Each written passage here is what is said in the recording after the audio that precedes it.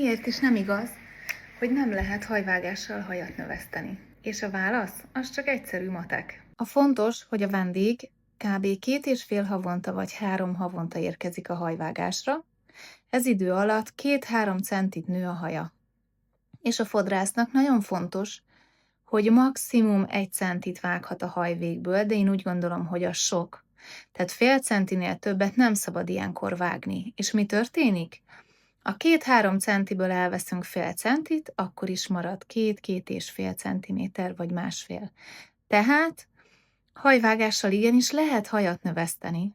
Fontos, hogy a vendég otthon kellőképpen ápolja a haját, és ne roncsolja tovább hajvasalóval vagy bármivel, és a fodrász pedig figyeljen oda, hogy nagyon keveset vágjon le, akkor, amikor megérkezik a vendég a hajvágásra. Így garantáltan megnő az ember haja, meg tudja növeszteni, és a vendég és a fodrász is teljesen elégedett. Van olyan ismerősöd, akinek erre az információra van szüksége, vagy csak egyszerűen segítenél valakinek, akinek jól jön, ha tudja, hogy hogyan tudja megnöveszteni a haját, akkor küld el neki ezt a videót.